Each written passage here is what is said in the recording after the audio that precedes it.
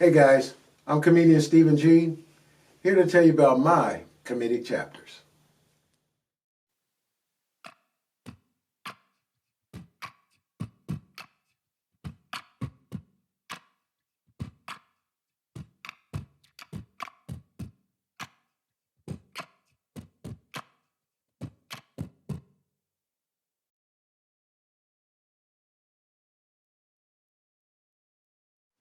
Now, firstly, is advice for young comics.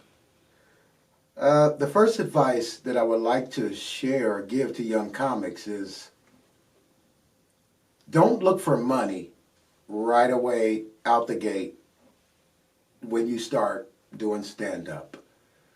It's not to be paid, it's to get funny. That's what you're looking for first. Secondly, when they tell you you have 15 minutes, 10 minutes, don't be obligated to fulfill the time.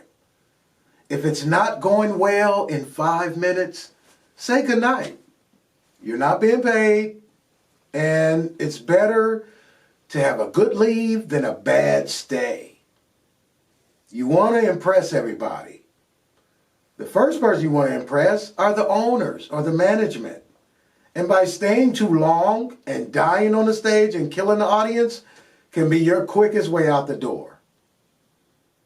Now, one thing I'd like to say on the flip side of that is if you stay up there and you eat it and you don't care how bad it's going and you stay up there, that's going to make you better. It's going to make you better. A lot of people don't want to do that. They don't want to stay in that moment. They all want just the big laughs. But if you can stay there without the laughs, and like I'm eating it, but I'm going to get through my material, that's professionalism. You're going to do something special. You'll be special because that says that you're working hard. You don't care about what's going on now. You know you aren't being paid, but you're there to get funnier, to turn into a professional comedian. That's what you're there for.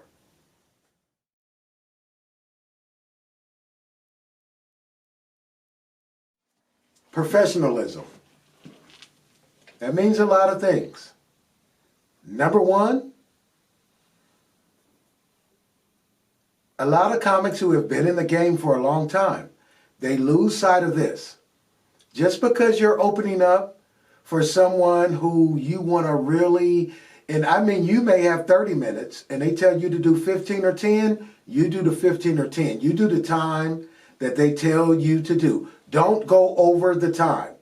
This is the biggest part of professionalism. When people get 30 or you're a headliner now and they have you open up for someone, that guy wants to do extra time, overtime. That's the first part of professionalism. You stick to the time they give you to do.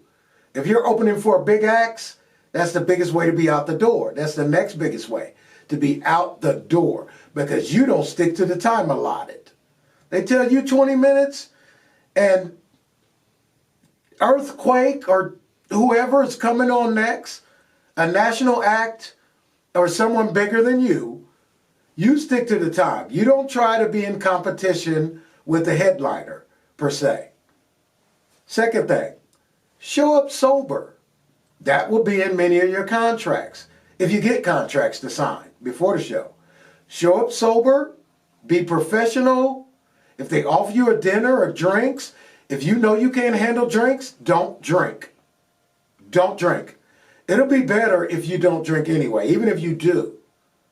Better if you don't drink. Try to drink maybe midway through your show or after the show. I know a lot of comics, they drink. They won't drink before the show. They'll have one when they're almost ending or in the middle of their show. Don't go out there inebriated thinking that that's going to make you more animated or whatever. Because all you'll do is slur your words. You won't be professional. You'll mess up and you'll make a lot of people that you wanted to impress, you'll upset them out the door.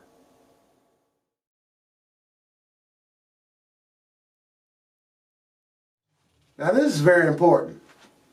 Random cursing. Now, what I mean by random cursing, you didn't write it into the joke. It's not making the joke pop. You're just cursing. That's not needed. You're going to turn off so many people by your random cursing than you would with it being a punchline or something. Maybe it's okay in certain settings. Certain settings it's not. Understand where you are. Understand the intellect of the crowd that you are performing before. Some crowds, you can get away with random cursing. Others, you cannot. What I want to impress upon you is the fact that people will not respect you because of your lack of vocabulary. But everyone will respect you for a fulfilled vocabulary. Everyone.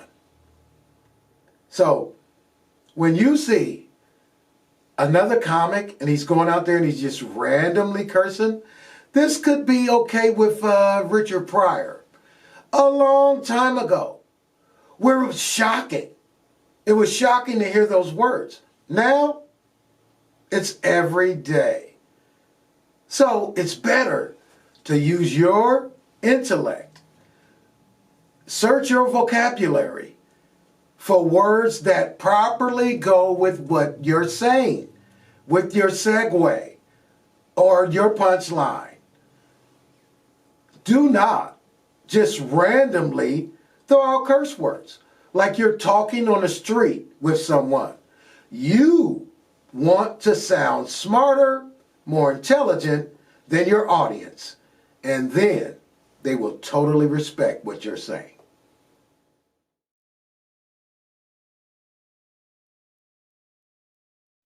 Hey guys, this is very important. Stop watching so much comedy on television. Why are you watching so much comedy on television if you're a comic? I don't understand. You don't think that someone else's jokes are going to slip into your subconscious? I've seen it happen over the years. Many, many years I've seen it. Where I'm sitting and me and other comics are watching specials. Guess what? The other comic stuff was slipping to their comedy and they didn't even know. They thought they wrote the joke actually, when they didn't. It just slipped in your subconscious and you thought you dreamt about some jokes or whatever. You started writing the next day and guess what? Someone else's comedy is in your stuff. And now you said it and now other people have heard it. And guess what they're looking at you like? A thief, a comedy thief. So stop watching so much comedy and so much comedic content on television. You have to tap into your own self. And by watching other comics constantly, you cannot do that. You're going to tap into their form of comedy, their timing, their this, their that. You're not going to be you. You have to be you. The only way to do that is to tap into you. You cannot watch Eddie Murphy, Martin Lawrence, Jamie Foxx, and all these guys continuously and think you're going to be an individual comic and that everyone's going to respect you for the things that you're saying. You will write things that other people are saying because you're watching them. It'll slip into your subconscious.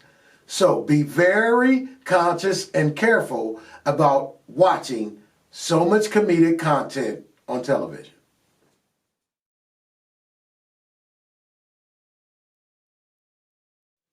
Writing tips. Now, writing can be very difficult at times. It really can. You get inspiration from everything when you're a comedic writer. Your own experiences, life experiences, things you've been through, things your family's been through, things your friends or whoever has been through, people you know, true to life stories. They'll be your most funniest stuff. But You have to tap into your own self. You have to be creative. The thing that I do, besides writing with a premise, a segue, and a punchline, I'll write with 4 or 5, maybe 6 punchlines. Now, the funniest one, I'll leave at the end. The others, I will institute those into the segue somehow, where my whole joke is layered. It's funny. The entire joke is funny. You're not just waiting on the punchline to laugh. I have my joke is layered. Why? Because I write with several punchlines. That's my technique. Now, I don't know. Comics are different. I'm just telling you something that's a surefire way to get a joke over the top. Write with several punchlines, and you won't go wrong. Trust me.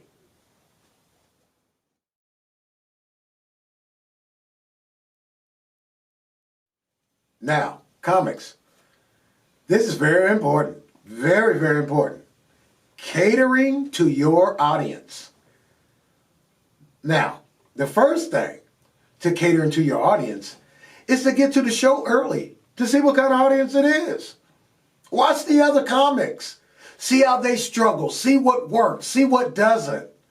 See what avenue you can go down like, yeah, this is where I'm going with them. You have to know who you're performing in front of. What kind of jokes may work in front of them? Can I go just totally all the way out? Or do I have to stay in a certain frame? Now, if you're doing a show for, say, doctors, would you talk about prostitution or bad kids or roaches or smoking pot? Would you? I mean, would you? If you knew these were an audience full of doctors and lawyers, how would you structure your set? Would it be ghetto? I mean, would it just be something that they couldn't get? These are intellectually inclined individuals. You have to sometimes raise the consciousness of your own comedy. That means you're going to add choice words. You're going to enunciate way better. Not just a little better, way better. Why? These are intellectuals you're speaking with. You're speaking to.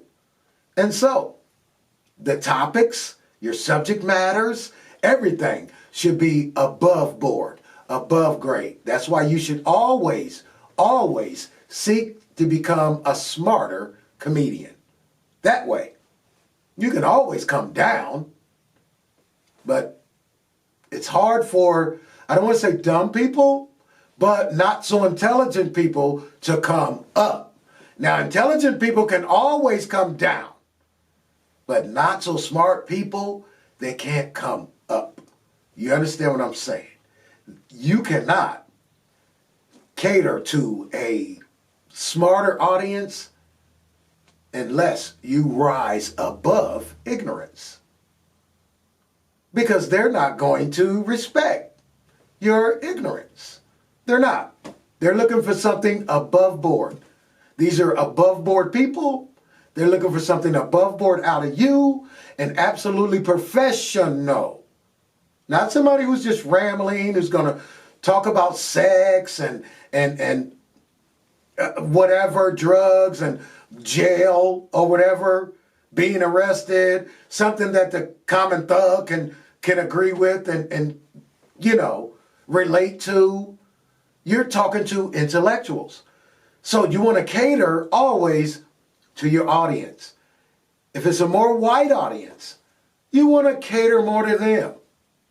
More black audience, you want to cater more to what they relate to.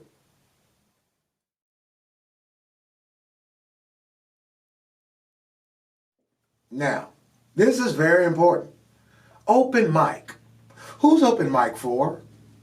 Is it for the audience? Is it for the young comics? Is it for who's hosting the show? Well, it's for all of the above. Mainly for you. young comic. Don't think that you're lending a hand to the club just by showing up, or to the host who may be a seasoned comic. No, you're doing open mic for you. And what you want to do is have something prepared and written different every week. If that's a every week open mic night, you want to at least have 3 jokes, because you should at least be writing 1 a day. 1 joke a day. You should at least have 3 good ones at the end of the week. You should be at open mic every week. If you're not regularly on a stage somewhere, you should be on an open mic stage somewhere, weekly. And don't think that you are promoting them. You're promoting yourself. That's who you're promoting. You're helping you. Sure, it's free. I've been doing stand-up 30 years. I still go to open mic before I have a show, because I want my timing down. I may have written some new material. I want to get that timing down. I want to be able to say it a few times in front of a live audience. So, open mic is for you, amateur comic. It's not for anyone else. It's for you to practice your craft and to get better. And the money will come.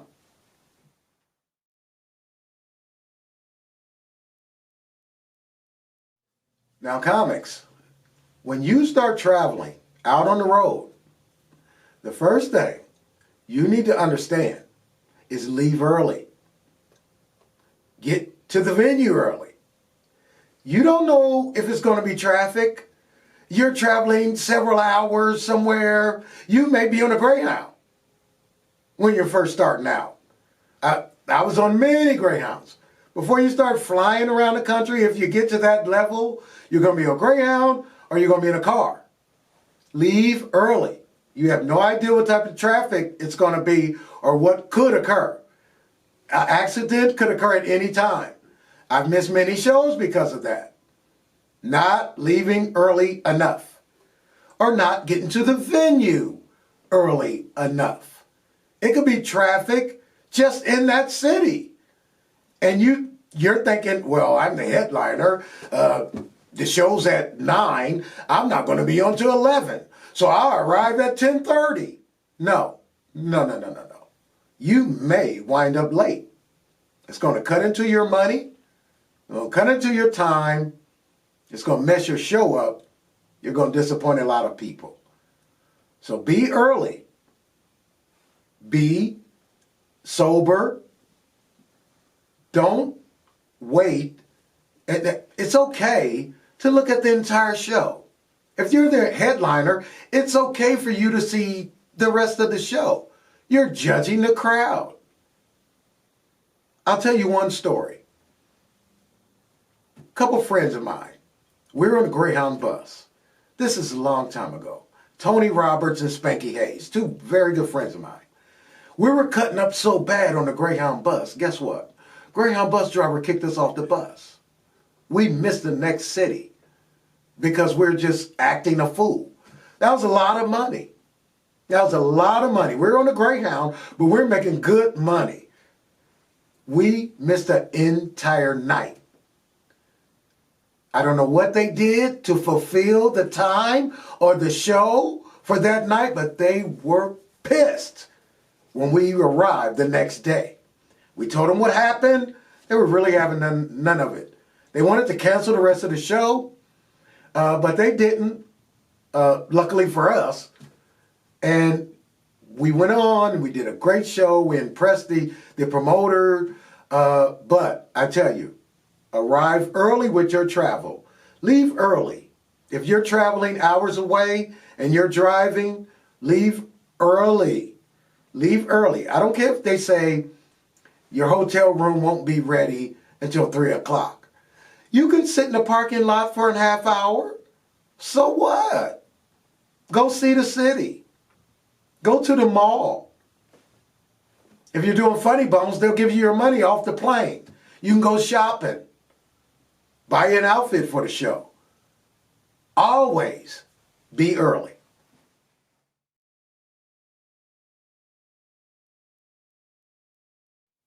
This one, guys, I love. This topic. Because I've seen so many of them. Janky promoters. You're going to run into them. Everyone has, and guess what? Everyone is. Because so many people want to make money off comedy, and they're not legitimate promoters many times. They're janky promoters. So the first thing you need to do is get deposit money. That's how you know they're really serious about doing a comedy show. They're willing to send you a couple $100 early before the show. If you can get them to do that, guess what? They're probably legit. If they won't do it, guess what you're probably dealing with? A janky promoter. So you're going to get to the show. They're not going to pay you before the show. Now, another thing, if this is the first time you've ever worked with these people, you want your money before you set foot on the stage. Bruce taught me this lesson years and years ago. He wouldn't go out on the stage. I went out on the stage. I did my stuff. I came off. He said, Bruce, he said, you been paid yet? I said, no, I haven't seen the guy. He said, really? They better not introduce me. I was taken back because I was like, oh, wow, what if this guy's left and I don't get paid tonight?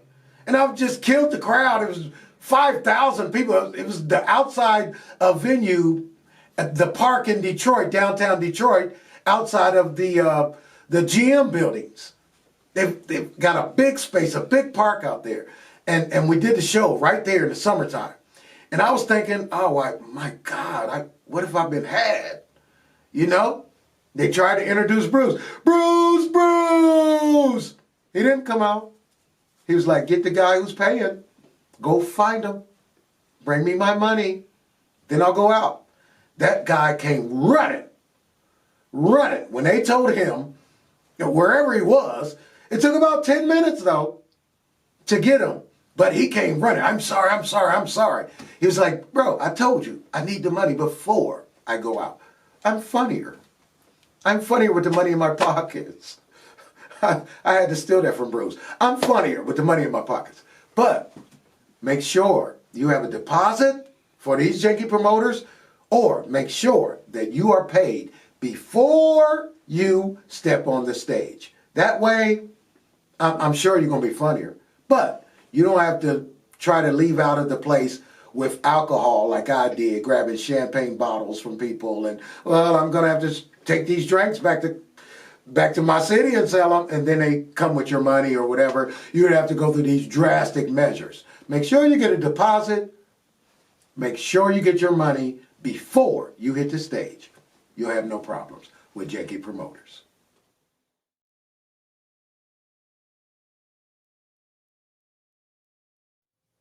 Now, I don't know why this is so prevalent in the comedy world, but comedic beef. The first thing I want to tell you young comics is everyone is not going to like you. And you don't have to feel any way about that. You don't have to feel some kind of way about someone not liking you. I'm sure that's happened in your life before. Everyone's not going to like you as a person, not just a comic, but as a person. Don't take it personal. Don't create beef in the business that you're trying to get paid in, that you're trying to put a foot in the door in. Don't do it. Let the others do it.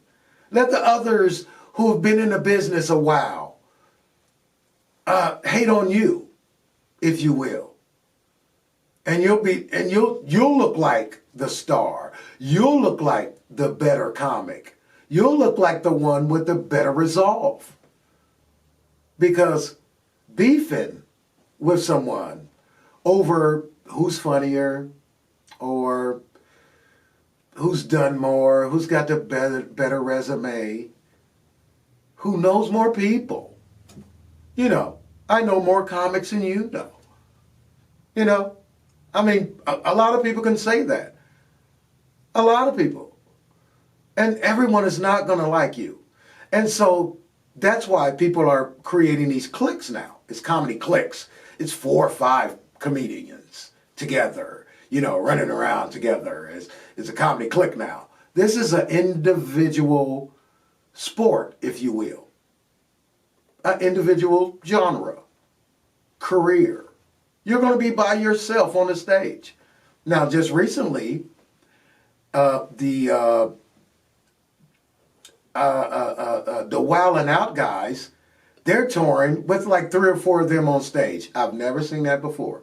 In my 30 years of comedy, never seen 4 or 5 comics on stage. They're getting away with it. Hey, if they're getting away with it, then cool, fine. Hey, the only, I think it's one team of comics that I've seen that was recent, like in the 80s. It was Arsenal and Mitchell. Those are the only like team of comics. There's 2 guys on the stage simultaneously. They were the only 2 that I saw. Now they're doing like 4 or 5 guys. To me, that means you can't hold an hour by yourself.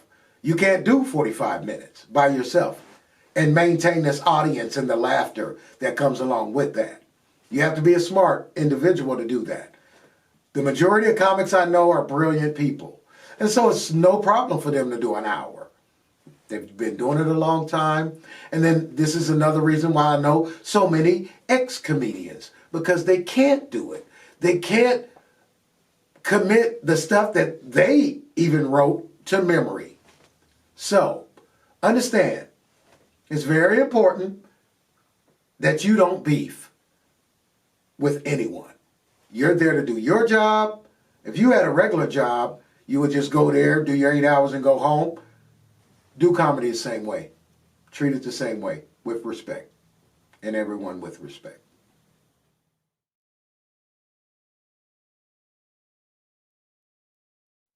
Current events and controversial topics. Now, current events, I try to steer clear of current events because the late night shows do all the current events. That's what you'll see on late night, current events. They're going to go over everything that was on the news, everything that everyone knows about. So I try to stay away from those topics, personally. But current events can be very helpful for a young comic, especially if you're on the road, you're out of town. When you get there, stop at the kiosk at the airport or go to a gas station or whatever and get the local newspaper. Read it. See what's on the front. See what's on the local front, not the national, the front page front, but go to the local and see what's the main topic they're talking about. If you come out with that night and have anything, I mean anything to say about that, when they hear that you're in tune with what's going on in their backyard, they're going to respect you. They're going to listen right away. First of all, they're going to think you're real smart because they're not going to think you just showed up in their city and grabbed the newspaper and read it. They're going to think you've been watching this like it's national news. And it may not be. Maybe it's just some local stuff. But if it's controversial and it's hot, you talk about it. You put a spin on it. You try to make it as funny or as relevant or whatever as you can. And I guarantee you that's going to go over like gangbusters. You'll sound like a genius. You'll sound like you know what's going on around the country. Like, this is my job, to be informed. Hey, what's going on here with your city council? I hear blah, blah, blah, blah, blah, blah. Believe me, ears will perk up and eyes will widen. They'll say, this kid, he has it. He knows what he's doing. He knows what the people, and it'll be inadvertent to them. They won't know you're doing this purposely. They wouldn't know it's inadvertent. Oh, they'll think it's inadvertent, but you have timed and planned this all out completely. You'll sound like a genius, and you'll seem like one too. All right, guys. I really hope I've taught you something. I hope you learned something. I hope I said something that can help you out in your careers. Again, I'm Stephen G. These are my comedic chapters, and you're watching SlapStik TV.